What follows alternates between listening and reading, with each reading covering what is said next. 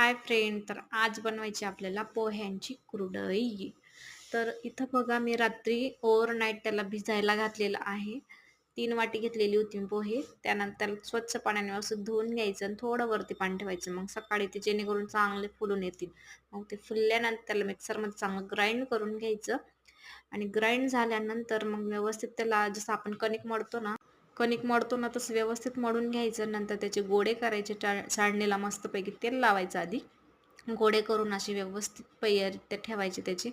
मग त्याला वाफेनं व्यवस्थित चांगलं भेटलं ना की मग ते वाफतात आणि व्यवस्थित बनतात. पण मग आता चुलीवर पाणी ठेवायचं, गरम होऊ द्यायचं, चांगलं उकळी येऊ द्यायची आणि मग नंतरच ते चाळणी ठेवायची. चाळणी ठेवल्यानंतर त्याच्यावरतून एक झाकण ठेवल्यानंतर व्यवस्थित मग त्याला चुल्यावर चांगलं होऊ द्यायचं. ते झाल्यानंतर मग वाफवल्यानंतर बघा त्यात कलर फूड टाकलेले आहेत. 2 कलरचे, एक ग्रीन आणि एक ऑरेंज कलरचं. तुमचं आवडीनुसार तुम्ही घेऊ शकता किंवा व्हाईट पण ठेवू शकतात. तर इथं मी कलर फूड वापरलं आहे. त्यानंतर त्याला असं व्यवस्थित साच्यामध्ये भरून त्याची व्यवस्थितरित्या गोल गोल गोल गोल छानपैकी कुरडई गोल गोल व्यवस्थित जिलेबीसारखं पाडलं ना मग दिसायला बी छान दिसतात ते कुरडई.